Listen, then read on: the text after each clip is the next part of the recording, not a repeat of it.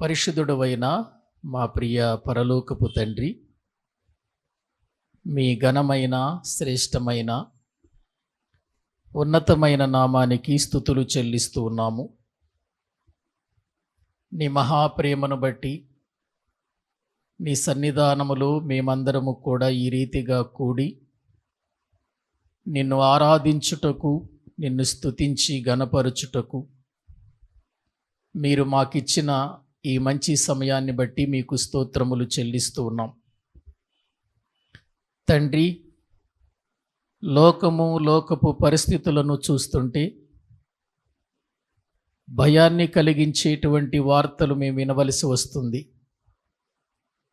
ఇటువంటి పరిస్థితులలో మేము ఎలా ఉన్నాము, మా జీవితం ఎలా ఉంది, మేము మరణిస్తే పరిశుద్ధులతో కూడా ఉండగలమా అనే ఒక ప్రశ్న మా జీవితాలలో మేము వేసుకొని బ్రతుకుటకు, జాగ్రత్త పడుటకు, నీ వాక్యాన్ని బట్టి మమ్మల్ని మేము సరిచేసుకొనుటకు తగిన సహాయము చేయమని ప్రార్థిస్తూ ఉన్నాం. నీ మాటలలో ఉన్న పరమార్థమును ఎప్పటికప్పుడు మేము గుర్తిరిగి నీ వాక్యములో ఉన్న విలువను గుర్తించి ఆ విలువైన వాక్యము ద్వారా విలువైన జీవితాలుగా మా బ్రతుకులను మార్చుకొని మేము బ్రతకటానికి తగిన సహాయము చేయండి. నీ వాక్యము ఉన్నతమైనది, బలమైనది, మనిషి జీవితాన్ని సంధించి సరిచేసేది గనుక, చీకటిలో వెలుగు పుట్టించేది నీ వాక్యము గనుక నీ వాక్యము దగ్గరకు వస్తున్నాము. మీరు మాతో మాట్లాడమని ప్రార్థిస్తున్నాం. వాక్యము ఎవరికో ఒకరికి అని అనుకోకుండా వాక్యము అందరిది అని మేమందరము వాక్యము దగ్గర మా బ్రతుకులను జాగ్రత్తగా పరిశీలన చేసుకొని బ్రతుకుటకు తగిన సహాయము చేయమని ప్రార్థిస్తున్నాం. గత కొన్ని దినాల నుండి ప్రతి శనివారము సామెతల గ్రంథంలో ఉన్న విషయాలు మేము కొన్నిటిని ధ్యానం చేయటానికి మీరు కృప చూపుతున్నారు తండ్రి, అందుకై వందనాలు. ఈరోజు కూడా 8వ అధ్యాయములో ఉన్నటువంటి విషయాలు కొన్నిటిని మేము ధ్యానం చేయబోతుండగా బోధిస్తున్న నాకు నీ పరిశుద్ధాత్మ సహాయము, నడిపింపు అనుగ్రహించండి. మీ మాటలు మీ మాటలుగా బోధించగలుగునట్లు మీ జ్ఞానము నాకు అనుగ్రహించి బలపరచమని ప్రార్థిస్తున్నాం. వినుచున్న ప్రతి ఒక్కరూ మేలు పొందునట్లుగా ప్రతి ఒక్కరిని దర్శించండి. నిర్లక్ష్యానికి, నిద్రకు తావు లేకుండా మీ సన్నిధి యొక్క విలువను మేమందరము గుర్తించి మీ సన్నిధిలో జీవించున్నట్లు సహాయము చేయమని ప్రార్థన చేస్తూ మా ప్రభు, మా రక్షకుడు, మీ ప్రియ కుమారుడైన యేసుక్రీస్తు ప్రభు పేరిట ప్రార్థించి స్తుతించి వేడుకుంటున్నాము తండ్రి, ఆమేన్. మంచిది. ప్రభునందు ప్రియులారా, దైవ గ్రంథంలో నుండి మనము సామెతల గ్రంథము 8వ అధ్యాయము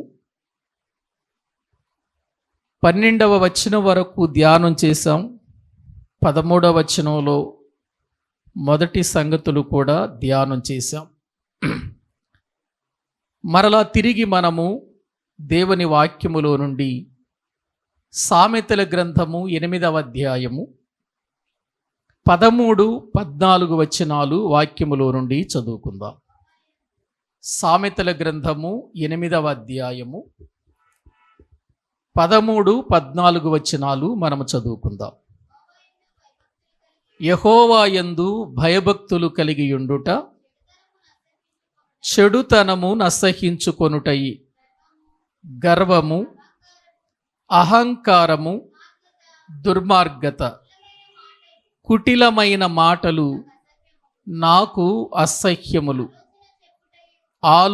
ఆలోచన చెప్పుటయు లెస్సైన జ్ఞానము నిచ్చుటయు నా వశము.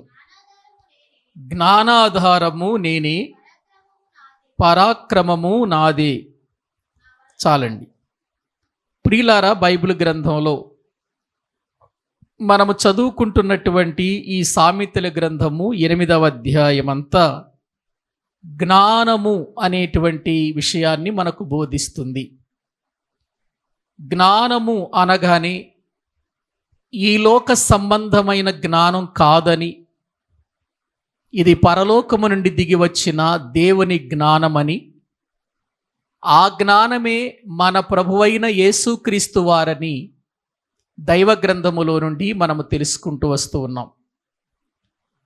ఈ 8వ అధ్యాయంలో జ్ఞానము మనతో మాట్లాడుతుంది.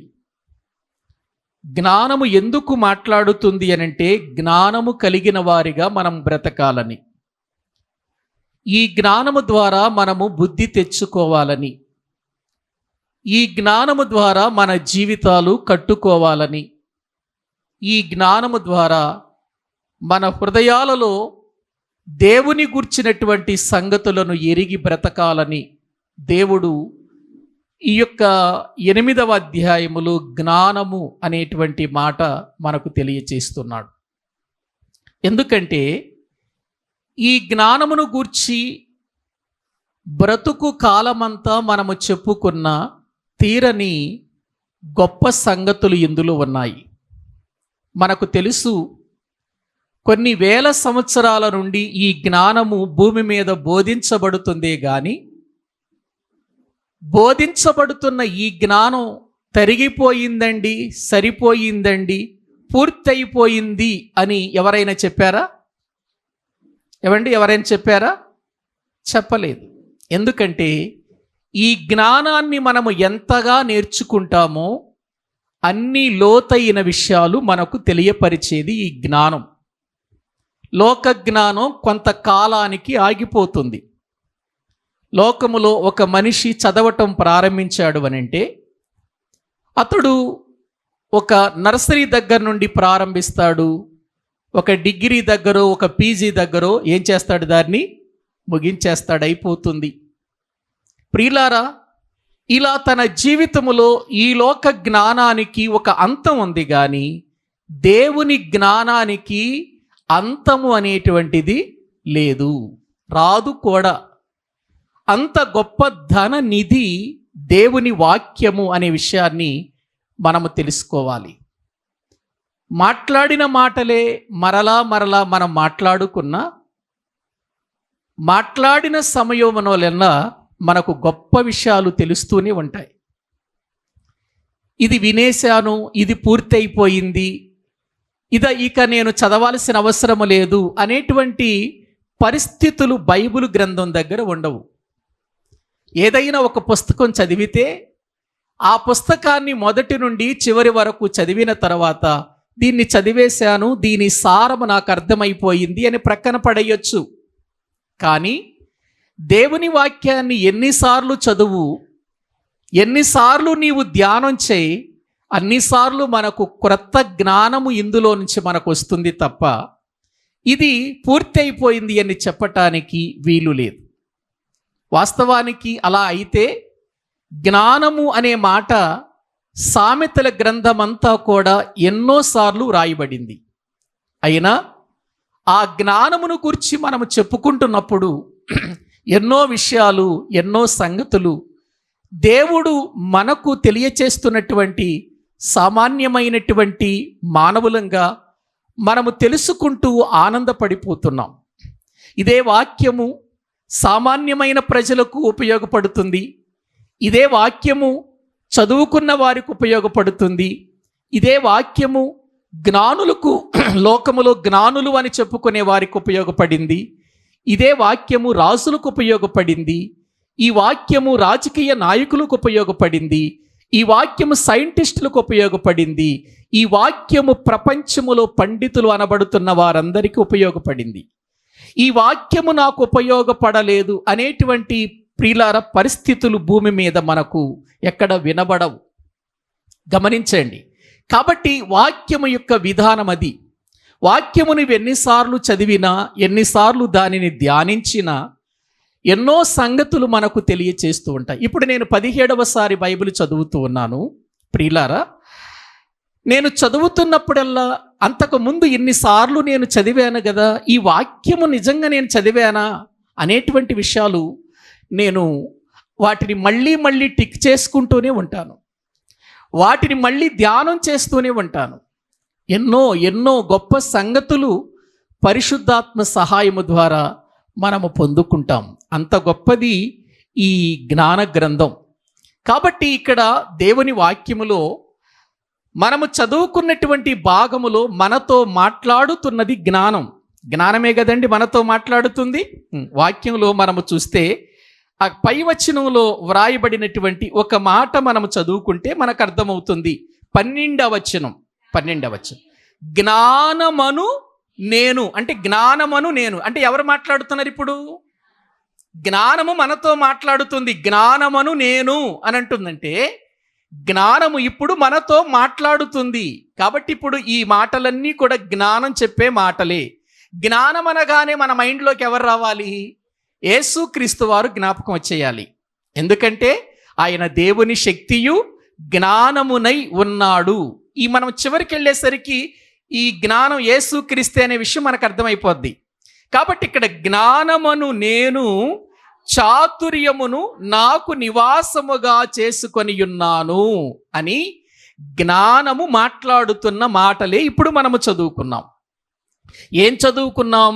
యెహోవా యందు భయభక్తులు కలిగి ఉండుట చెడుతనము నసహించుకొనుటయే అనే మాట చదువుకున్నాం. దీనిని పోయినటువంటి వారంలో మనం ధ్యానం చేసాం.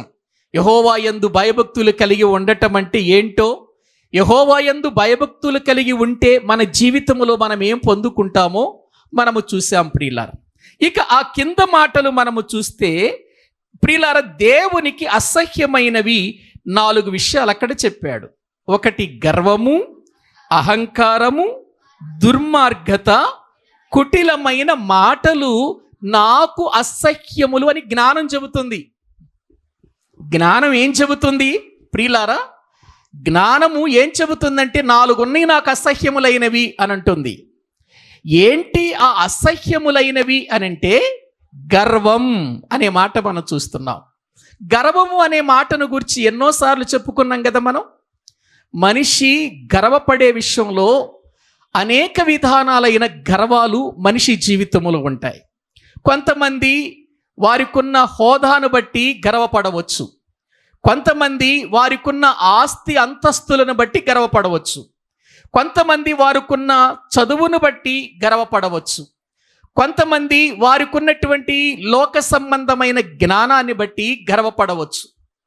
ప్రియులారా, ఏది ఏమైనా మనిషి జీవితములో దేన్ని బట్టి గర్వించినా అది ఏమవుతుంది చెప్పండి? గర్వమే అవుతుంది. ప్రియులారా, మనము ఎంత గర్వపడతామో అంతగా అది మనల్ని క్రింద పడగొట్టేదే తప్ప గర్వం వల్ల మనకొచ్చే లాభం అంటూ ఏమీ ఉండదు. గర్వం వలన మనమేదో గర్వపడుతున్నాము అని మనం అనుకోవటం, ఇతరులు మనల్ని చూసి ఆయనకి గర్వం ఎక్కువండి అని మనం అనుకోవటం తప్ప దాని వలన మనకొచ్చే లాభం అంటూ ఏమీ లేదు. అలా గర్వించిన వారు బైబిల్ గ్రంథంలో చాలామంది పతనమైపోయారు. లేఖనాలలో మనము చూస్తున్నాం. వాక్యము మనకేం చెబుతుంది అని అంటే అదే 16వ అధ్యాయంలో, ప్రియులారా, నాశనమునకు ముందు గర్వము నడుస్తుంది. అంటే గర్వము అనేది మనిషికి నాశనమే కలిగిస్తుంది తప్ప దాని వలన మనకు ఎటువంటి లాభము కానీ, ఎటువంటి ప్రియులారా మన జీవితంలో మనకు ఎటువంటి మేలు కానీ రాదు అనే విషయాన్ని మనము గుర్తించితే మనము గర్వపడకుండా ఉండటానికి అవకాశం ఉంది. ఎందుకంటే బైబిల్ గ్రంథంలో ఎదోమీయులు గర్వించారట. గర్వించి, ఎందుకంటే మనము గర్వము అనే మాట వచ్చినప్పుడల్లా ఒక్కొక్క సందర్భాన్ని చెప్పుకుంటున్నాం. మీరు గుర్తిస్తున్నారా? గర్వం వచ్చినప్పుడు అంటే వచ్చిన మాటే మరలా వచ్చినప్పుడల్లా గర్వం అనేది కాదు, వచ్చిన మాటే మరలా వచ్చినప్పుడల్లా దానికి సందర్భించినటువంటి విషయాలు, ఎన్నో విషయాలు మనం ఒక్కొక్కటి తెలుసుకుంటూనే వస్తున్నాం. ఈ రోజున బైబిల్ గ్రంథంలో గర్వపడిన ఎదోమీయులు, ప్రియులారా, వారిని గురించి ఒక్క మాట నేను మీకు చదివి వినిపిస్తాను. చూడండి, బైబిల్ గ్రంథంలో ఇర్మియా గ్రంథం ప్రియులారా 49వ అధ్యాయము. ఇర్మియా గ్రంథం 49వ అధ్యాయం 16వ వచనాన్ని మనము చదువుకుందామండి. ఇర్మియా గ్రంథము 49వ అధ్యాయము 16వ వచనాన్ని మనము చదువుకుందాం. నీవు భీకరుడవు, కొండ సందులలో నివసించువాడా, పర్వత శిఖరమును స్వాధీనపరుచుకొనువాడా, నీ హృదయ గర్వము నిన్నేం చేసింది? మోసపుచ్చెను. నీవు పక్షిరాజు వలె నీ గూటిని ఉన్నత స్థలములలో కట్టుకొనినను అక్కడ నుండి నిన్ను క్రింద పడద్రోసెదను. ఇదే యెహోవా వాక్కు మాట్లాడుతున్న మాట. ఇది ఇర్మియా గారి ద్వారా తెలియచేస్తున్న మాట ఎదోమీయులను గూర్చి. ఎందుకంటే 49వ అధ్యాయములో అమ్మోనీయులను గూర్చి, అదే రీతిగా ఎదోమీయులను గూర్చి ప్రవచిస్తున్నాడు ఇర్మియా గారు. ఏమని ప్రవచిస్తున్నాడు ఇక్కడ అనంటే, వాక్యంలో నీవు భీకరుడవు, కొండ సందులలో నివసించువాడా, పర్వత శిఖరమును స్వాధీనపరుచుకొనువాడా, నీ హృదయ గర్వము నిన్నేం చేసింది? మోసపుచ్చింది. అంటే నీ గర్వమే నిన్నేం చేసింది? నిన్ను మోసం చేసింది. నువ్వేమనుకున్నావు? కొండ సందులలో ఉన్నాను, నా జోలికి ఎవరు రారు అనుకున్నావు. పర్వత శిఖరాలను స్వాధీనపరుచుకున్నాను, పర్వతాల మీద ఉన్నాను, నాకెటువంటి హాని జరగదు అని నువ్వు అనుకున్నావు. ఎదోము ప్రాంతాలన్నీ అలాగే ఉంటాయి కదా. ఎదోము ప్రాంతాలన్నీ కొండ మీదే ఉంటాయి, ఉన్నతమైన స్థలాల్లో ఉంటాయి. ఎందుకంటే ఎదోమీయుల యొక్క నివాస స్థలం అంతా ఎక్కడ ఉంటుందంటే ఎత్తైన స్థలముల్లోనే ఉంటుంది. అందుకే దేవుడు మాట్లాడుతూ పక్షిరాజు వలె అక్కడ అన్నాడు. చూడండి ఏమన్నాడు? పక్షిరాజు వలె నీ కూటిని ఉన్నత స్థలముల్లో ఎక్కడ కట్టుకుందట? ఎదోమీయులు ఎక్కడున్నారట? ఉన్నత స్థలములో. పక్షిరాజు కట్టుకున్నట్టుగా నేను కట్టుకుంటానని ఉన్నత స్థలాలను ఆశ్రయించావు, నువ్వు కొండలను ఆశ్రయించావు. నువ్వేం చేశావు? ఉన్నతమైన స్థలములో ఉన్నాను, నాకు హాని జరగదు, నేను ఎత్తైన స్థలములో ఉన్నాను, నన్ను ఎవడు పడగొట్టడు, నా దగ్గరికి ఎవడొస్తాడు అని అనుకున్నావు కదా నువ్వు. అని హృదయములో ఏం చేశావు? నీవు గర్వపడ్డావు. ఎవరు? ఎదోమీయులను గురించి, బొస్రా గురించి మాట్లాడుతున్న మాటలు. ఎవరు ఎదోమీయులు? ఏశావు సంతతి వారు. బైబిల్ గ్రంథములో ఏశావు సంతతి వారిని ఎదోమీయులు అని అంటారు కదా. ఎందుకంటే ఏశావు ఎర్రనిదిగా ప్రియులారా ఆశించినటువంటి దాన్ని బట్టి, లేదు అతడు ప్రియులారా ఎర్రటి రోమములు కలిగిన వాడిగా భూమి మీదకి వచ్చాడు గనక అతనికి ఎదోము అనే పేరు పెట్టబడింది. ఎదోము నుండి వచ్చిన వాళ్ళంతా అంటే ఏశావు సంతానం అంతటిని ఏమన్నారు చెప్పండి? ఎదోమీయులు అని అన్నారు. ప్రియులారా ఎదోమీయులు అన్నారు. మనకు తెలుసు ఏశావు చేసిన పొరపాటు ఏంటి? దేవుడిచ్చిన జ్యేష్ఠత్వాన్ని పోగొట్టుకున్నాడు. ఏశావు తన జీవితంలో తను ఆశీర్వాదకరమైన వ్యక్తిగా ఉండవలసిన వాడు, ఆశీర్వాదాన్ని కూడా ఏం చేసుకున్నాడు చెప్పండి? పోగొట్టుకున్నాడు. తర్వాత వచ్చాడు, తండ్రి దగ్గర ఏడ్చాడు, కన్నీరు కార్చాడు. తండ్రి ఒక్క దీవెనైనా నాకు లేదా అన్నాడు. అప్పుడు తండ్రి అన్నాడు, ఒక్క దీవెన కూడా నా దగ్గర లేదు అన్నాడు. అందుకే ఏశావు భ్రష్టుడు అని పిలువబడింది బైబిల్ గ్రంథంలో. ఏశావు లాంటి భ్రష్టుడైనను వ్యభిచారి అయినను మీలో ఉండునేమో జాగ్రత్తగా చూసుకోమన్నాడు హెబ్రీయులకు రాసిన పత్రిక 12వ అధ్యాయంలో కదా. ఆ తర్వాత ఏశావు వచ్చి కన్నీరు కార్చెనను, అతడు మారు మనసు పొందని అవకాశం లేక విసర్జింపబడెను అనే మాట బైబిల్లో మనము చూస్తున్నాం. విసర్జించబడినటువంటి ఇతడు ఎంతో వేదన చెందవలసిన వాడు, బాధ చెందవలసిన వాడు. అయ్యో నేను ఎంత తప్పు చేశాను అని దేవుని దగ్గర కన్నీరు కార్చవలసిన వాడు. హృదయంలో పడిపోయిన స్థితిని బట్టి బాధపడకుండా గర్వపడుతున్నాడు. చూసారా? గర్వపడుతున్నాడు. నాకేంటి అన్నట్టుగా గర్వపడుతున్నాడు. ఏముంది ఆయనకి చెప్పండి? ఏశావు జీవితంలో ఏ ఆశీర్వాదం ఉంది చెప్పండి? ఏశావు జీవితంలో ఏ దీవెన ఉంది చెప్పండి? ఏశావు జీవితంలో ఏ హక్కు ఉంది చెప్పండి? హక్కును పోగొట్టుకున్నాడు, ఆశీర్వాదాన్ని పోగొట్టుకున్నాడు. దేవుని యొక్క సన్నిధానానికి అతడు దూరముగా విసర్జింపబడిన వాడిగా బైబిల్ గ్రంథంలో చూస్తున్నాం. భ్రష్టుడనే పేరు, వ్యభిచారి అనే పేరు తప్ప అతడు సంపాదించుకుంది ఏముంది చెప్పండి? అటువంటి వ్యభిచారిగా, దుష్టుడుగా, లేదు ప్రియులారా ఒక భ్రష్టుడైపోయిన ఏశావు గర్వించటం ఎటువంటి ప్రియులారా విధానం? మీరు ఒకసారి ఆలోచించండి. పడిపోయిన వాడు గర్వించి తన జీవితంలో నాకే ప్రమాదం రాదు, నాకే నష్టం రాదు, నన్ను నష్టపరిచేవాడు ఎవడు లేడు, నా దగ్గరికి ఎవడొస్తాడు, ఉన్నత స్థలములలో నేను గూడు కట్టుకున్నాను, నాకేంటి పక్షిరాజు వంటి స్థలములలో పక్షిరాజు కట్టుకున్నట్లుగా నేను ఎత్తైన స్థలములలో నా యొక్క విధానాన్ని కట్టుకున్నాను, లేకపోతే నా దేశాన్ని కట్టుకున్నాను, నా ప్రజలను కట్టుకున్నాను అని ఎత్తైన స్థలాలను చూసి అతిశయపడ్డాడు, కొండలను చూసి అతిశయపడ్డాడు. ఆ విధంగా అతడు గర్వపడుతున్నప్పుడు ఇర్మీయా ప్రవక్త ద్వారా దేవుడు చెబుతున్న మాట, నీ హృదయ గర్వమే నిన్ను మోసపుచ్చెను. ఏం చేసింది? ఎందుకయ్యా నీకు గర్వం? నిజంగా ఎంతో కన్నీరు కార్చాల్సిన నీవు, ఏడవలసిన నీవు, కొండలు ఏం చేస్తాయి? నీ జీవితాన్ని కాపాడతాయా? ఉన్నత స్థలాలలో కొండ సందులలో నువ్వు ఉన్నంత మాత్రాన నీకు ప్రమాదం తప్పుతుందా, చావు తప్పుతుందా? ఏ తప్పుతుంది?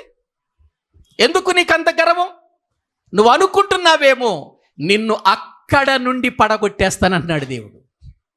ఏం చేస్తానండి? మళ్ళీ చదవండి, వచ్చిన మళ్ళీ చదవండి ఒక్కసారి దేవుని వాక్యములో.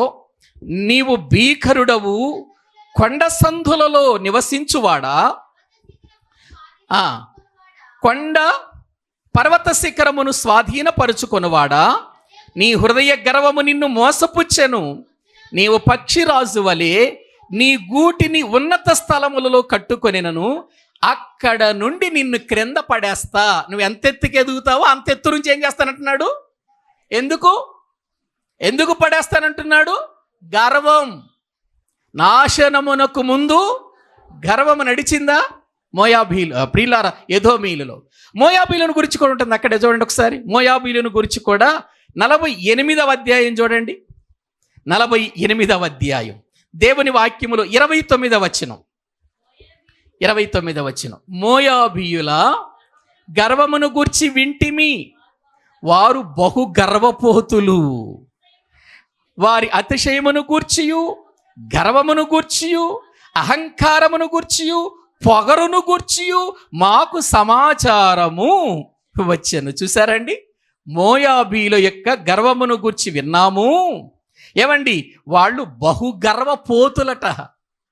గర్వించటం వేరు, గర్వపోతులు వేరిక. ఈ గర్వపోతులకి ఇక ఆ గర్వం పోదు. ఎప్పుడు చూసినా గర్వపు మాటలే, ఆ గర్వపు సంగతులు, గర్వపు మాటలు తప్ప ఏముండదు ఇక. ఈ ప్రియులారా, అందుకే అక్కడ ఏమన్నాడంటే వారి యొక్క అతిశయమును గూర్చియు, గర్వమును గూర్చియు, అహంకారమును గూర్చియు, పొగరు గూర్చి. పొగరు ఎక్కువైపోయింది చూసారా? ఎందుకు? దేనికి పొగరు? ఏవండి ఒక్కసారి ఆలోచించండి. మనిషి జీవితానికి దేనికి పొగరు? ఎంతలో కనబడి అంతలో మాయమైపోయే ఆవిరి వంటి జీవితం అండి మనది.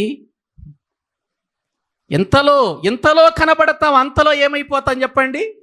చూస్తున్నాం కదా, మన యొక్క ప్రాంతాల్లోనే చూస్తున్నాం కదండి. ఇంతలో కనబడి అంతలో మాయమైపోయే పరిస్థితులు చూస్తున్నప్పుడు ఎంత వేదన కలుగుతుంది, బాధ కలుగుతుంది. ఇదండి మానవ జీవితం. ఎంతలో కనబడి అంతలో మాయమైపోయే ఈ మానవుని జీవితంలో ఎందుకండి అతిశయం? దేనికండి గర్వం? దేనికండి పొగరు? చెప్పండి ఎందుకు? దాని వలన మన జీవితంలో పడగొట్టబడటానికే తప్ప, నాశనం అవ్వటానికే తప్ప, మోసపుచ్చబడటానికి తప్ప ఎందుకు పనికిరాదు. అందుకే జ్ఞానం అంటుంది అది నాకు అసహ్యం. అంటే ఆధ్యాత్మికమైన జ్ఞానము సంపాదించేవాడిలో ఏముండదు చెప్పండి? గర్వం ఉండదు. గర్వం ఉండదండి. ఉన్నాడంటే అతనిలో ఏమి లేనట్టు, ఆ వ్యక్తిలో ప్రియులారా దేవుని జ్ఞానము లేదు. దేవుని జ్ఞానము కలిగిన వాడు ఎప్పుడు కూడా తనను తాను తగ్గించుకునే బ్రతుకుతాడు. ఏవండి? యేసుక్రీస్తు వారు నిజంగా అతిశయపడాలంటే ఆయన అతిశయపడితే అర్థం ఉంటుంది. ఎందుకంటే ఆకాశము భూమి సమస్తము ఆయనవి, ఈ లోకమంతా ఆయనది. ప్రియులారా, తండ్రి ఎంతో ఉన్నతమైన స్థానంలో తన కుమారుని ఉంచాడు. ఎంతో అతిశయపడొచ్చు ఆయన. కానీ ఆయన ధనవంతుడయ్యుండియు మన దారిద్ర్యమును తీసివేయట కొరకు మన కొరకు ఏమైపోయాడు చెప్పండి? దరిద్రుడైపోయాడు. తండ్రితో సమానమైనటువంటి వాడిగా ఉండవలసిన వాడు మనుషుని పోలికగా దాసుని స్వరూపమును దాల్చుకొని రిక్తునిగా చేసుకుని భూమి మీదకి వచ్చాడు. చెప్పండి ప్రియులారా, ఆయనకున్నటువంటి ప్రియులారా ఆ విధానం ఎంత బాగుంటుంది.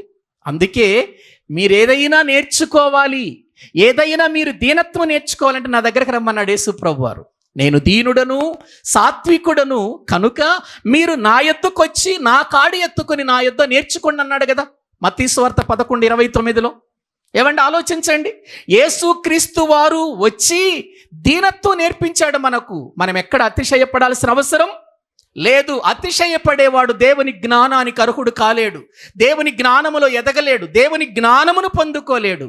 అందుకే ప్రియులారా, గర్వం చాలా ప్రమాదకరమైంది. అందుకే జ్ఞానం అంటుంది, జ్ఞానం మాట్లాడుతుంది, గర్వము నాకు అసహ్యమైన క్రియ అని ఉంటుంది. ఆ తర్వాత వాక్య భాగములో ప్రియులారా మనము చూడగలిగితే అక్కడ ఏముందంటే అహంకారము అన్నాడు. చూసారా, అహంకారం అంటే గర్వంతో పాటు అండి ఈ అహంకారంలో ఉండే ఇంకొక విషయం ఏంటంటే అన్ని కారాల్లో ఘాటైన కారం ఇది. ఏవండి, మనకు చాలా కారాలు తెలుసు కదా, మనకు చాలా కారాలు తెలుసు కదండి, తెలుసుగా. మీరు వంటలో వాడతారు ఏ కారం? ఏ కారం అండి వంటలో వేసేది? ఏంటి వంటలో ఈరా మీరు? సంబార్ కారం డాక్టర్ గారు వేసేది మగవాడికి, మరి మీకు తెలియలా. తర్వాత నల్లగారం, మసాలా కారం, ఇవి మనం అనేక సార్లు తిన్నప్పుడు అమ్మో మంట పుడుతుంది అని అంటాం.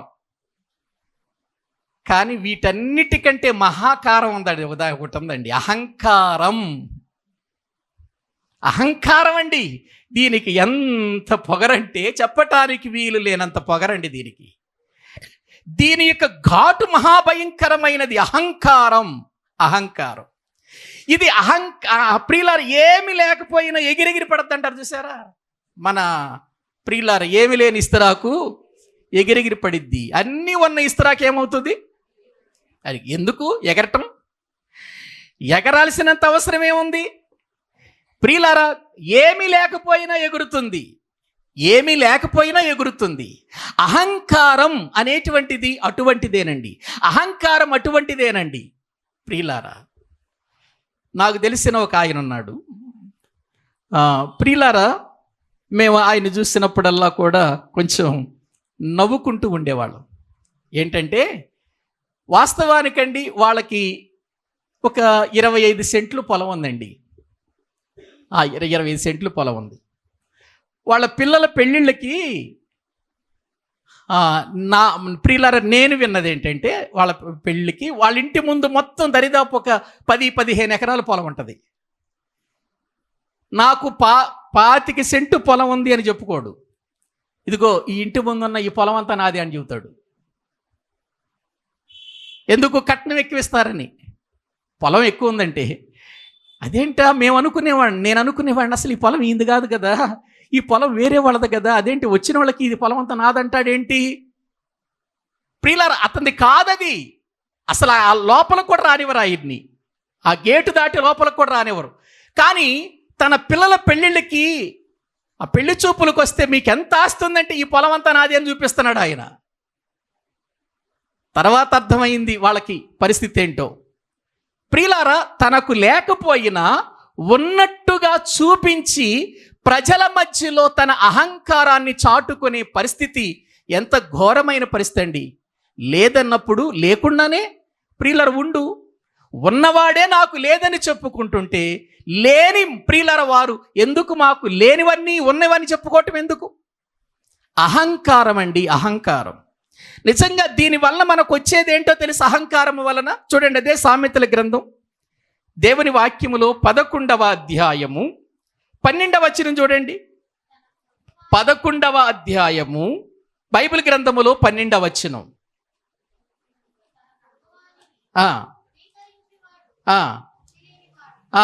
కాదు, దేవుని వాక్యములో నుండి ఒక మాట మనం అక్కడ చూడగలిగితే ఒక అద్భుతమైనటువంటి సంగతి అక్కడ వ్రాయబడి ఉంటుంది. దేవుని వాక్యములో మనం చూస్తే 2వ వచనం చూడండి. అహంకారము వెంబడి అవమానము వచ్చును, వినయము గల వారి యొద్ద జ్ఞానమున్నది. ఏమండి, అహంకారము వెంబడి ఏమొస్తుందట? అవమానమే. మనం ఎంత అహంకారంగా మాట్లాడతామో, ఎంత అహంకారముగా మనం ప్రజల మధ్యలో నివాసం చేస్తామో, ఆ తర్వాత వచ్చేది ఏంటంటే అవమానమే. అవమానము కలిగించే ఈ యొక్క అహంకారం నాకు అసహ్యం అంటుంది జ్ఞానం. వినయము కలిగిన వారి దగ్గర జ్ఞానం ఉంటుంది అన్నాడు అక్కడ. వినయము కలిగిన వారి దగ్గర జ్ఞానం ఉంటుంది. జ్ఞానం ఉన్నవాడు వినయంతో ఉంటాడు. జ్ఞానము లేనివాడు ఏం చేస్తాడు చెప్పండి? అహంకారముతో అవమానము తెచ్చుకుంటాడు. అందుకే దావీదు తన జీవితములో ఎంతో ఆస్తులు ఉన్నా, వెండి బంగారాలున్నా, ఉన్నతమైన స్థానం ఉన్నా, అతడు ఏం మాట్లాడుతున్నాడో 131వ కీర్తన 1వ వచనం చదవండి. 131వ కీర్తన 1వ వచనంలో ఏమంటున్నాడో చూద్దాం. యెహోవా, నా హృదయము అహంకారము గలది కాదు, నా కన్నులు మీది చూచునవి కావు, నాకు అందని వాటి ఎందైనను గొప్ప వాటి ఎందైనను నేను అభ్యాసము చేసుకొనుట లేదు. చూసారా ఎంత ధైర్యంగా చెబుతున్నాడో దేవుని సన్నిధిలో. దావీదు ఎంత ధైర్యంగా చెబుతున్నాడండి దేవుని సన్నిధిలో. యెహోవా, నా హృదయము అహంకారము గలది కాదు చెబుతున్నాడు దేవునికి. మనం అంత ధైర్యంగా చెప్పగలమా? లేకపోతే చెబుతామండి. అహంకారం మనలో లేకపోతే చెబుతాం ఆ మాట. దావీదు జీవితంలో నిజంగా ఏం తక్కువ చెప్పండి? తినటానికి తక్కువ, ఉండటానికి తక్కువ, ప్రియులారా అతడు జీవించటానికి, బ్రతకటానికి తక్కువ. ఏం తక్కువ ఉంది అతనికి చెప్పండి?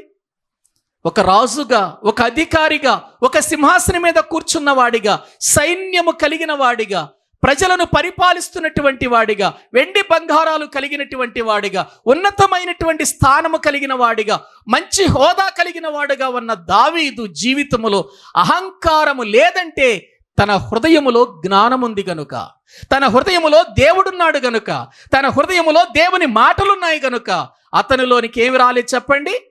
అహంకారము రాలేదు. అందుకే చెప్పగలుగుతున్నాడు. ఎందుకు ఆ మాటలు చెప్పగలుగుతున్నాడంటే దివారాత్రము దావీదు ఏనాడు కూడా తన బంగారం మీద మనసు పెట్టలేదు. దివారాత్రము ఎప్పుడు కూడా దావీదు తన వెండి మీద మనసు పెట్టలేదు. తన రాజ్యం మీద ప్రియులారా అతడు ఇది నాది అని ఎప్పుడు అనుకోలేదు. అతడు దివారాత్రము కూడా అతని మనసంతా వాక్యం మీద ఉంది. అందుకే దివారాత్రులు దేవుని ధర్మశాస్త్రాన్ని ఏం చేశాడు? ధ్యానం చేశాడు. వాక్యాన్ని ధ్యానం చేస్తున్నాడు గనుక, వాక్యం అతనిలో ఉంది గనుక, ధర్మశాస్త్రములో అనేక విషయాలు తెలియనప్పుడు దేవుని దగ్గరికి వెళ్ళి, దేవా ధర్మశాస్త్రములో ఆశ్చర్యకరమైన సంగతులు చూచినట్లు నా కన్నులు తెరువని ఇంకా ప్రార్థన చేశాడు. ఇంకా తెలుసుకోవాలని ఆశించాడే తప్ప ఎక్కడ కూడా తన వెండిని గూర్చి, తన బంగారమును గూర్చి, తన ఆస్తిని గూర్చి, తనకున్న హోదాను గురించి ఎప్పుడైనా మాట్లాడా దావీదు? లేదండి. దావీదు కీర్తనలు కానీ, దావీదు జీవిత విధానం కానీ మీరు చూస్తే ఎప్పుడు కూడా వాక్యం, శాసనములు, ధర్మశాస్త్రం ఇవే మాటలు ఎక్కువగా వినబడతాయి. జ్ఞానము కలిగిన వాని జీవితం అలా ఉంటుందండి. అందుకే అతడేమంటున్నాడంటే నా హృదయము అహంకారము కలది కాదయ్యా, నాకేదో ఉందని ఎప్పుడు కూడా నా కన్నులు మీది చూడటం లేదయ్యా. అందని వాటి వైపు నేను కన్నులు ఎత్తటం లేదు, వాటిని గురించి నేనేమి ప్రయాసపడటం లేదు అని అంత ధైర్యంగా ప్రభు పాదాల దగ్గర చెప్పగలుగుతున్నాడంటే ఎంత ఉన్నతమైన ఆధ్యాత్మికమైన స్థితిలో ఉన్నాడు. ఒక్కసారి ఆలోచించండి ప్రియులారా, పరిశీలించండి. అందుకే జ్ఞానము ఏం మాట్లాడుతుంది అనంటే, జ్ఞానానికట గర్వము, అహంకారము, అసహ్యము అని మాట్లాడుతున్నట్లుగా మనం చూస్తున్నాం. ఆ తరువాత జ్ఞానానికి అసహ్యమైనది మరొకటి ఉంది, దుర్మార్గత అన్నాడు. అక్కడ ఏముందండి? దుర్మార్గత. దుర్మార్గత దుర్మార్గత అనేది చాలా ప్రమాదకరమైనదండి. దుర్మార్గతను దేంతో పోల్చాడో తెలుసా అండి? పులిసిన పిండితో పోల్చాడు బైబిల్లో. దుర్మార్గతను పులిసిన పిండితో పోల్చాడండి. ఒకసారి చూడండి బైబిల్ గ్రంథంలో మనము చూడగలిగితే, కొరింథీయులకు రాసినటువంటి రెండవ పత్రిక, కొరింథీయులకు రాసినటువంటి మొదటి పత్రిక, క్షమించండి, మొదటి పత్రికలో వ్రాయబడిన మాట, 5వ అధ్యాయము 8వ వచనం చదవండి. కొరింథీయులకు రాసిన మొదటి పత్రిక 5వ అధ్యాయము 8వ వచనం. కనుక పాతదైన పులిపిండితోనైనను దుర్మార్గతయు దుష్టత్వమునను పులిపిండితోనైనను కాక నిష్కాపట్యమును సత్యమునను పులియని రొట్టెతో పండుగ ఆచరింతుమన్నాడు. చూసారా? దుర్మార్గత అనే పులిపిండి అన్నాడు. పులిపిండిని ప్రియుల దుర్మార్గతను దేంతో పోల్చాడు? పులిపిండితో పోల్చాడు. చూసారు ఇక్కడ? పులిపిండితో, దుర్మార్గతయను పులిపిండి అన్నాడు. ప్రియులారా, వాక్యంలో మనము చూస్తే పులిపిండి అనేటువంటిది మనం చూస్తే, ఎంత పెద్ద ముద్దనైనా కొంచెము పులిపిండి పాడు చేయగలిగిన శక్తి ఉంది దానికి. ఏవండి, ఒక 2-3 కిలోలు పిండిని పాడు చేయాలి అని అంటే కొంచెం పులిపిండి చాలు. కొంచెం పులిపిండి ముద్దంతయు ఏం చేస్తుంది చెప్పండి? పులియ చేస్తుంది అని వాక్యంలో చూస్తున్నాం. కొంచెము దుర్మార్గత అనేటువంటిది ప్రియులారా మన జీవితాన్ని దేవునికి కాకుండా చేస్తుంది. కొంచెం దుర్మార్గత. ఏవండి, వాక్య భాగములో మనము చూస్తే, బుక్కావాని తైలములో చచ్చిన ఈగ పడుట ఎంత నష్టమో చూస్తారు ఒకసారి. ప్రసంగి గ్రంథం 10వ అధ్యాయము 1వ వచనం అనుకుంటాను, చూడండి. 10వ అధ్యాయం 1వ వచనం. ప్రసంగి గ్రంథము 10వ అధ్యాయం 1వ వచనం. బుక్కావాని తైలములో చచ్చిన ఈగల పడుట చేత అది చెడు వాసన కొట్టును, కొంచెము బుద్ధిహీనత త్రాసులో ఉంచిన ఎడల జ్ఞానమును ఘనతను తేలగొట్టును అన్నాడు. చూసారా? వాక్యంలో మనం చూస్తే బుక్కావాని తైలం, ఆ తైలములో చచ్చిన ఈగ, చచ్చిన ఈగలు, తైలములో చచ్చిన ఈగలు పడటం వలన అది ఏ వాసన కొడుతుంది?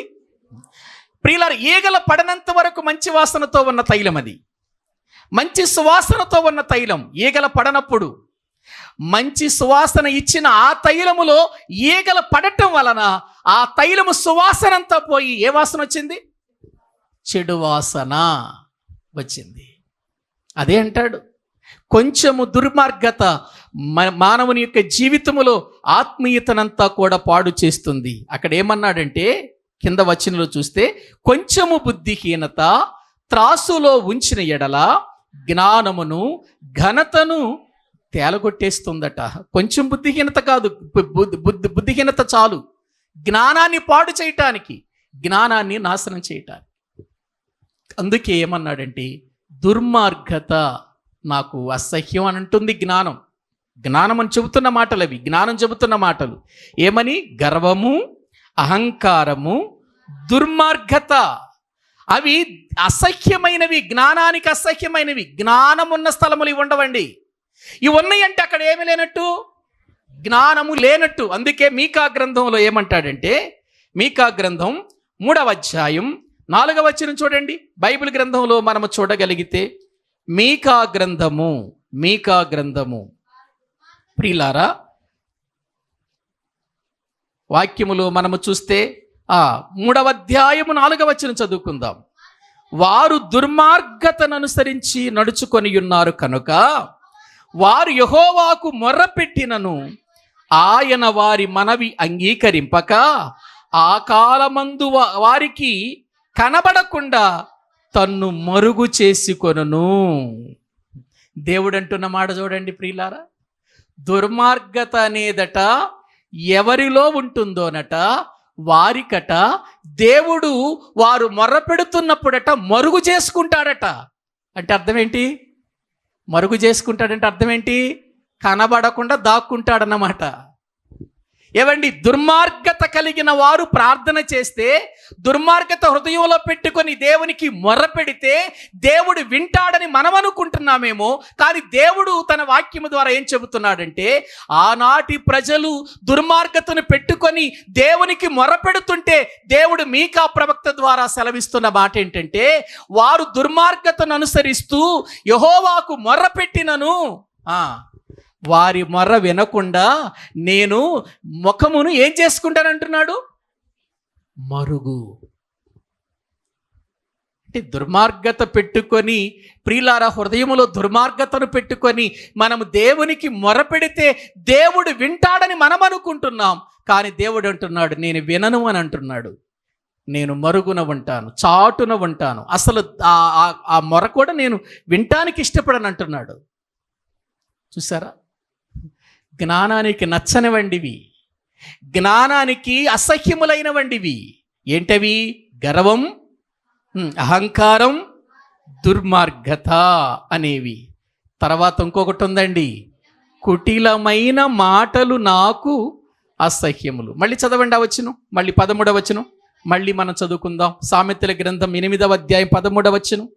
యెహోవా యందు భయభక్తులు కలిగి ఉండుట చెడుతనము నసహించుకొనుటయే గర్వము, అహంకారము, దుర్మార్గత, కుటిలమైన మాటలు నాకు అసహ్యములు. ఏ మాటలు? కుటిలమైన మాటలు. కుటిలమైన మాటలంటే ఆ మాటలలోనే కుటిలత ఉంటుందండి. కొంతమంది జీవితంలో వారికి ఆ వ్యక్తి ఇష్టం లేకపోతే ఆ వ్యక్తి మాట్లాడే ప్రతి మాట వీళ్ళకి తప్పే. ఆ వ్యక్తి వీళ్ళకి ఇష్టం అనుకోండి, ఆ వ్యక్తి చెడు మాట్లాడినా చూసారా ప్రియులారా, మనిషి మనసును బట్టి ఉంటుందండి. ఒక వ్యక్తి యొక్క జీవితంలో ఆ వ్యక్తి మనకు నచ్చకపోతే ఆ వ్యక్తి మంచి మాట్లాడినా కూడా మనకు చెడుగానే ఉంటుంది. అదే ఆ వ్యక్తి మనకిష్టమైతే ఆ వ్యక్తి చెడు మాట్లాడినా మనకు మంచిగానే ఉంటుంది. ప్రియులారా, క్రైస్తవ జీవితానికి అది తగదు. క్రైస్తవ జీవితానికి ఎప్పుడు కూడా అటువంటిది ఉండకూడదు. ఒక వ్యక్తి ప్రియులారా జీవితంలో నీకు నచ్చకపోయినా ఆ వ్యక్తి జీవితంలో ప్రియులారా మంచి మాట్లాడుతున్నప్పుడు నేర్చుకోవటంలో తప్పేమీ లేదు. ఒక వ్యక్తి జీవితములో ఆ వ్యక్తి నీకు నచ్చినప్పుడు ఒకవేళ నచ్చిన ఆ వ్యక్తి తప్పు మాట్లాడినా అది తప్పుగానే గుర్తించాలి కానీ అది రైట్గా భావించకూడదు. మంచివాడు మాట్లాడినా చెడువాడు మాట్లాడినా మంచే, చెడు మంచివాడు మాట్లాడినా చెడే, మంచివాడు మాట్లాడకపోయినా చెడే. అలాగే చూడాలి మనం. అంతేగాని మనకు నచ్చాడని మంచి మాట్లాడినా అది తప్పుగా తీసుకోవటం, ప్రియులారా మనకు నచ్చలేదని అతడు తప్పు మాట్లాడినా రైట్గా తీసుకోవటం, ఇటువంటివి క్రైస్తవ జీవితంలో ఉండకూడదండి. బైబిల్లో ఏమన్నాడండి? తప్పును తప్పుగానే ఖండించమన్నాడు, అవునును అవునుగానే అనమన్నాడు. ప్రియులారా, అవునంటే అవును, కాదంటే కాదు అన్నట్టుగానే మన జీవితాలు ఉండాలి తప్ప కుటిలమైన మాటలతో మన జీవితాన్ని కొనసాగించకూడదండి. కుటిలమైన మాటలు చాలా ప్రమాదకరమైనవి. కుటిలమైన మాటలు చాలా నష్టాన్ని కలిగిస్తాయి. పోయిన ఆదివారం చెప్పాను, వట్టి మాటలకు విముఖుడవై ఉండుము, అవి కొరుకుడు పుండు ప్రాకినట్లుగా ప్రాకుతాయి. కాబట్టి ప్రియులారా, ఆలోచించాలి మనం. కుటిలమైన మాటలు చెప్పుకుంటూ ఆ వ్యక్తి తప్పు మాట్లాడినా అది రైట్ అని చెబుతూ, ఆ వ్యక్తి రైట్ మాట్లాడినా తప్పు అని చెబుతూ నీ ఇష్టానికి నీవు తీర్పు తీర్చుకుంటే ప్రియులారా, రేపు మన మాటలను బట్టి కూడా మనము తీర్పులో నిలబడాలి. అవి మంచివైనను సరే చెడ్డవైనను సరే మనమందరము ఆయన న్యాయపీఠము దగ్గర నిలబడాలా వద్దా? చదవండి ఆ వచనం. కొరింథీయులకు రాసినటువంటి 2వ పత్రిక 5వ అధ్యాయము. ప్రియులారా, వాక్య భాగములో నుండి మనము చూద్దాం. 5వ అధ్యాయము మనం ఎలా బ్రతకాలో చెబుతూ 8వ వచనము నుండి చదవండి. 8వ వచనమును, ఇట్లు ధైర్యము కలిగి ఈ దేహమును విడిచిపెట్టి ప్రభువునొద్ద నివసించుటకు ఇష్టపడుతున్నాం. ఏమండి, వాస్తవమే కదా అది? ఏదో ఒక రోజున ఈ దేహాన్ని విడిచిపెట్టి ఎక్కడ నివసించాలని ఇష్టపడుతున్నాం? మనం ప్రభు దగ్గర నివసించాలని ఇష్టపడుతున్నాం. కావున దేహమందున్నను దేహమును విడిచినను ఆయనకిష్టలమై ఉండవలెనని మిగుల ఆపేక్షించుచున్నాను. ఎందుకనగా తాను జరిగించిన క్రియల చొప్పున అవి మంచివైనను సరే చెడ్డవైనను సరే దేహముతో జరిగించిన వాటి ఫలమును ప్రతివాడును పొందునట్లు మనమందరమును క్రీస్తు న్యాయపీఠము ఎదుట ప్రత్యక్షమవుతాం. ఒక రోజున ఎక్కడ ప్రత్యక్షమవుతాం మనం? క్రీస్తు న్యాయపీఠం అన్నాడు చూడండి. న్యాయపీఠం. అక్కడ ఎంత భక్తుడైనా న్యాయమే జరుగుతుంది, ఎంత చెడ్డవాడైనా న్యాయమే జరుగుతుంది. అక్కడ అన్యాయం జరగదు. అక్కడ ఆ పీఠమే న్యాయపీఠం. భూమి మీద న్యాయపీఠాల దగ్గర అన్యాయం జరగవచ్చేమో కానీ దేవుని న్యాయపీఠము దగ్గర అన్యాయం జరగదు. దావీదు తప్పు చేశాడు, పోనీలే ఒక తప్పు అని ఊరుకున్నాడా దేవుడు? సంసోను తప్పు చేశాడు, ఊరుకున్నాడా? ప్రియులారా, ఎంతటి భక్తుడైనా తప్పు చేస్తే తప్పును తప్పుగానే దేవుడు చూపించాడు. కాబట్టి మంచివైనను సరే చెడ్డవైనను సరే మనమందరము ఒక రోజున క్రీస్తు న్యాయపీఠం ఎదుట నిలబడాలి. ఎందుకో తెలుసా? ఈ దేహమును బట్టే ఉంటుంది, ఈ దేహము చేసిన కార్యాలను బట్టి, ఈ దేహము మాట్లాడిన మాటలను బట్టి ఉంటుందండి. ప్రియులారా, అందుకే బైబిల్లో ఇంకొక మాట అన్నాడు. మత్తయి సువార్త చూడండి ఒకసారి. బైబిల్ గ్రంథములో నుండి మనము చూడగలిగితే మత్తయి సువార్త. ప్రియులారా, ప్రభు తన వాక్యములో నుండి మాట్లాడుతూ ఏమంటున్నాడో ఒకసారి మనము చూద్దామండి. 10వ అధ్యాయము దేవుని వాక్యములో నుండి ప్రియులారా 25వ వచనము 26వ వచనము చదువుకుందాం. క్షమించండి, 12వ అధ్యాయము 36వ వచనం చదువుకుందాం. 12వ అధ్యాయం 36వ వచనం. నేను మీతో చెప్పునదేమనగా మనుషులు పలుకు వ్యర్థమైన ప్రతి మాటను గూర్చియు విమర్శ దినమున లెక్క చెప్పవలసి ఉండును. నీ మాటలను బట్టి నీతిమంతుడువని తీర్పు పొందుదువు, నీ మాటలను బట్టి అపరాధివని. ఏమండి, మనము నీతిమంతులము అపరాధులమని తేల్చేదేంటి చెప్పండి? మన మాటలే. ఎందుకంటే హృదయము నిండియుండు దానిని బట్టి నోరు మాట్లాడుతుంది.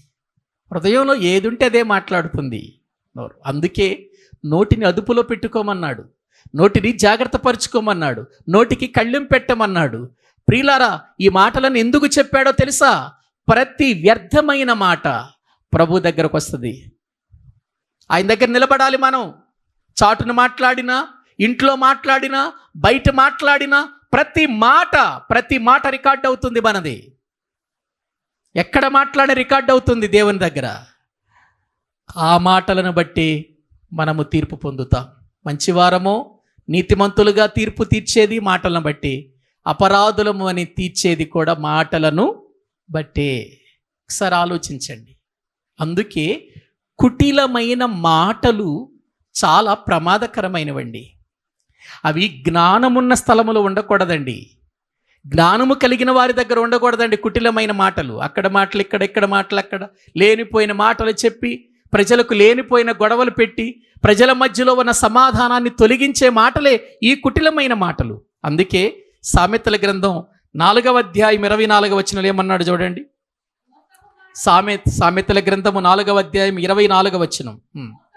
మూర్ఖపు మాటలు నోటికి రానియకము, పెదవుల నుండి కుటిలమైన మాటలు రానియొద్దు. ఏ మాటలు రానియొద్దు అన్నాడు నోట్లో నుంచి? కుటిలమైన మాటలు. కుటిలమైన మాటలు నీ పెదవుల నుంచి రానియొద్దు, జాగ్రత్త కాపాడుకో నీ పెదవుల్ని అని అన్నాడు. మరొక మాట చూస్తారా? 6వ అధ్యాయము, సామెతల గ్రంథము 6వ అధ్యాయము 12వ వచనం చూడండి. 12వ వచనం, కుటిలమైన మాటలు పలుకువాడు పనికి మాలిన వాడును దుష్టుడునై ఉన్నాడు. తేల్చేశాడు చూసారా?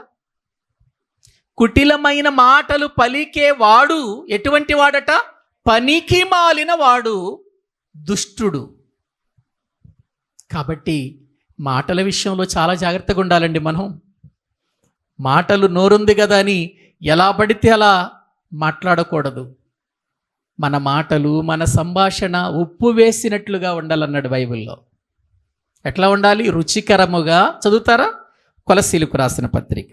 ఎలా ఉండాలి మన సంభాషణ కానీ, మన మాటలు కానీ ఎలా ఉండాలో ఒకసారి ప్రియులారా చూడండి. వాక్య భాగములు మనము చూస్తే కొలసీలకు రాసిన పత్రిక 5వ అధ్యాయము 4వ అధ్యాయం ప్రియులార వాక్యములో నుండి మనం చదువుకుందాం. చదవండి.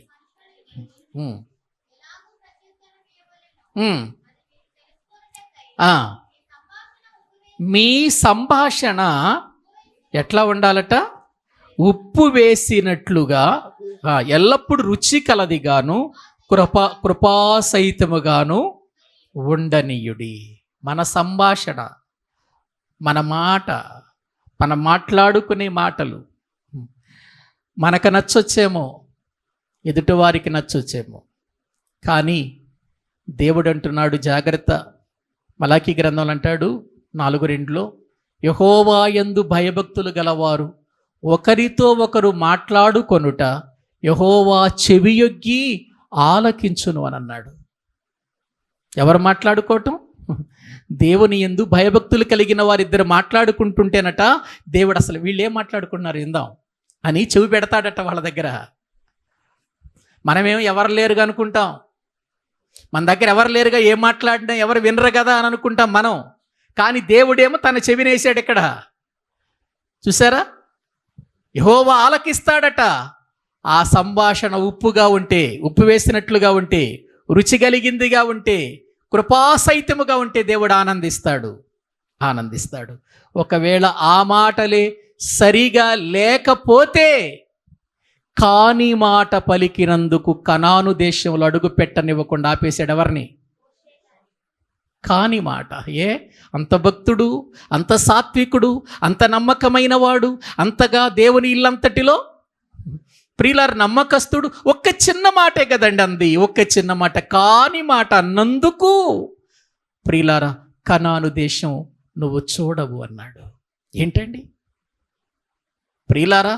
ఒక మాట మనిషి యొక్క జీవితాన్ని ఏ స్థలానికి తీసుకుని వెళుతుందో ఆలోచించాడు. అందుకే ప్రియులారా, దేవుని పిల్లలమైనటువంటి మనము మాట్లాడుకునే మాటలు దేవుడు వింటున్నాడని, వాటిని బట్టే మనము తీర్పులోనికి వస్తామని ఆలోచించాలి.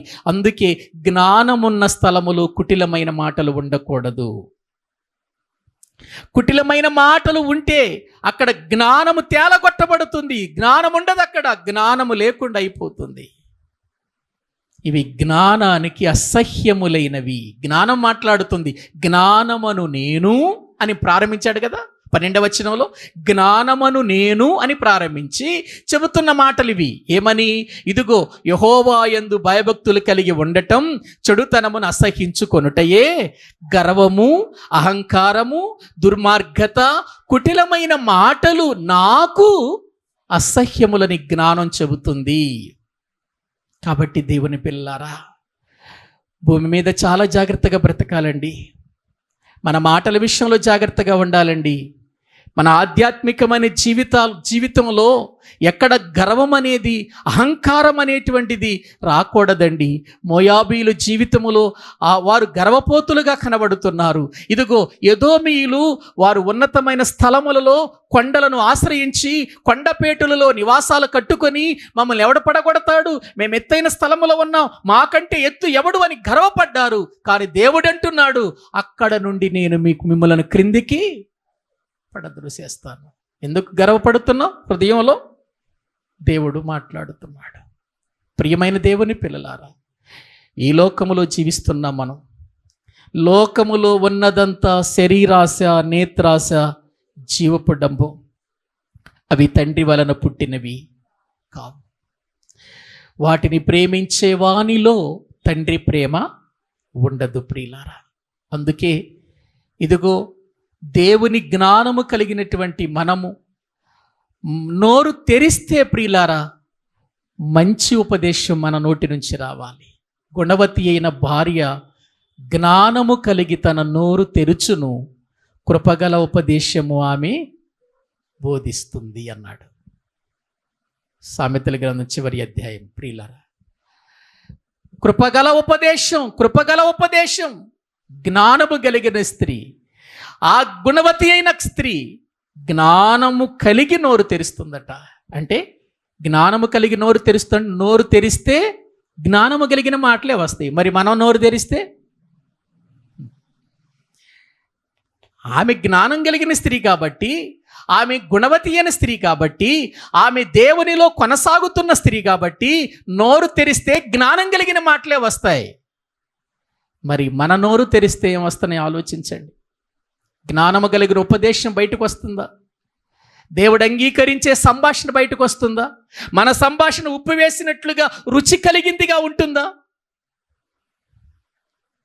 చూసారా, జ్ఞానానికి ఎంత ఉన్నతమైన స్థానం ఉందో మీరు ఇప్పుడే ఆలోచించండి. అందుకే ఈ కుటిలత లేని, ఈ యొక్క ప్రియులారా అహంకారము లేని, దుర్మార్గత లేని, గర్వము లేని జ్ఞానము ఘోషించుచున్నది. ఏం చేస్తుందండి? జ్ఞానము ఘోషించుచున్నది. జ్ఞానము వీధులలో కేకలు వేయుచున్నాయి. మానండి, దుర్మార్గత మానండి, కుటిలత మానండి, అహంకారం విడిచిపెట్టండి, గర్వాన్ని విడిచిపెట్టండి, జ్ఞానవంతులు కండి. జ్ఞానము లేని వారలారా, జ్ఞానము ఎట్టిదైనది మీరు తెలుసుకోండి అని కేకలేస్తుంది. ఎందుకు కేకలేస్తుందో తెలుసా?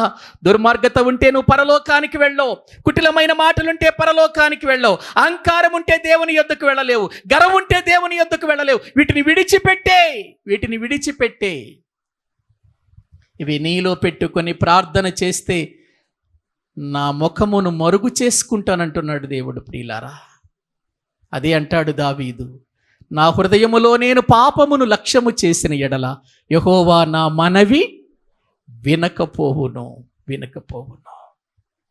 మన ప్రార్థన దేవుడు వినటం లేదేమో. ఒకసారి ఆలోచన చేస్తున్నాం ప్రార్థన. ప్రియులారా, గంటల తరబడి ప్రార్థన చేస్తున్నావు, మంచిది. కన్నీటితో ప్రార్థన చేస్తున్నావు, మంచిది. దుఃఖముతో ప్రార్థన చేస్తున్నావు, మంచిదే. భారంతో ప్రార్థన చేస్తున్నావు, మంచిదే. కానీ దేవునికి మొర్రపెట్టే వానిలో జ్ఞానం ఉండాలి. జ్ఞానము హృదయములో ఉంటే హృదయములోనికి గర్వం రాదు. జ్ఞానము హృదయములో ఉంటే అహంకారము రాదు. జ్ఞానము హృదయములో ఉంటే ప్రియులారా దుర్మార్గత ఉండదు. జ్ఞానము హృదయములో ఉంటే కుటిలమైన మాటలు మనము మాట్లాడము. ఇవేనండి మనకు సూత్రాలు. మనము దేవునిలో ఎదుగుతున్నామా లేదా అనేది.